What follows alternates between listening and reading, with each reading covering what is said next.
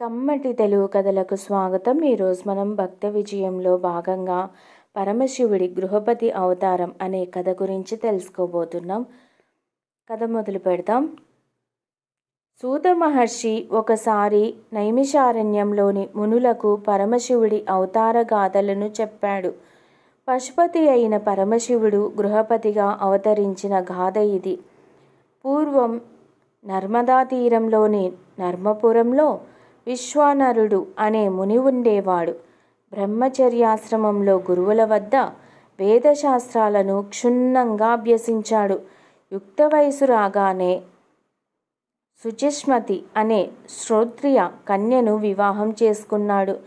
గృహస్థాశ్రమంలోకి ప్రవేశించాక విశ్వానరుడు తన సహధర్మచారినితో కలిసి నిత్యాగ్నిహోత్రిగా, పంచేజ్ఞ పరాయణుడిగా, షట్కర్మ నిరతుడై, దేవపుత్ర అతిథి దేవా తత్పరుడై నిత్య శివార్చన కొనసాగిస్తూ ప్రశాంత జీవనం సాగించేవాడు.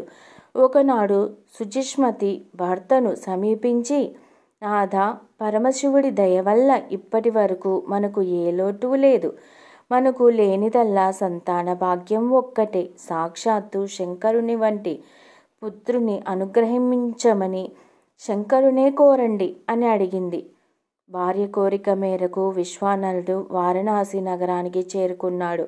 విశ్వేశ్వరలింగం సహా అక్కడ కొలువై ఉన్న అన్ని శివలింగాలను అర్చించాడు. తొలిగా గణనాథుడికి ప్రణమిల్లి ఆ తర్వాత విశాలాక్షిని, అన్నపూర్ణను, కాలభైరవుడిని, ఆదికేశవుడిని పూజించి శాస్త్రోక్తంగా కాశీనగరాన్ని సేవించాడు. ఎందరో సిద్ధపురుషులు ఆరాధించి సిద్ధి పొందిన వీరేశలింగం ఎదుట కూర్చొని తపస్సు ప్రారంభించాడు. 1 నెల ఏకభుక్తాన్ని, 2వ నెల నక్తాన్ని, 3వ నెల అయాచిత ఆహారాన్ని, 4వ నెల ఉపవాసాన్ని, 5వ నెల పాలను, 6వ నెల పండ్లను, 7వ నెల నువ్వులను, 9వ నెల పంచగవ్యాన్ని, 10వ నెల చంద్రయానాన్ని, 11వ నెల దర్భాగ్ర జలాలను, 12వ నెల వాయు భక్షణంతోనూ ఇలా క్రమక్రమంగా తపోదీక్షను కఠినతరం చేస్తూ వచ్చాడు. 13వ నెల వేకువజామునే గంగాస్నానం చేసి విశ్వేశ్వర దర్శనానికి వెళ్తున్న వేళ సుందర వదనారవిందుడు, చితాభస్మాలంకారుడు, దిగంబరుడు అయిన 8 ఏళ్ల బాలుడు వేద సూక్తాలను వల్లెవేస్తూ కనిపించాడు. అతడు బాలశివుడిలా కనిపించాడు. అతడిని చూడగానే విశ్వానరుడు పులకాంకితుడయ్యాడు. చేతులు జోడించి ఆశువుగా అష్టకాన్ని పలుకుతూ శివస్తుతి చేశాడు. విశ్వానరుడి స్తోత్రానికి బాలుడి రూపంలో ఉన్న పరమశివుడు పరమానందం చెందాడు. భక్తా, నీ భక్తి శ్రద్ధలకు పూర్తిగా సంతుష్టుడినయ్యాను. ఏదైనా ఉత్తమ వరం కోరుకో, తప్పక తీరుస్తాను అన్నాడు. పరమేశ్వరా, నువ్వు సర్వజ్ఞుడివి, నీకు తెలియనిదేముంది? నాకు అర్హమైన దానిని నువ్వే అనుగ్రహించు అన్నాడు విశ్వానరుడు. విశ్వానరుడి మాటలకు పరమశివుడు మరింతగా సంతోషించాడు. విప్రోత్తమా, త్వరలోనే నేను నీకు పుత్రుడినై పుడతాను.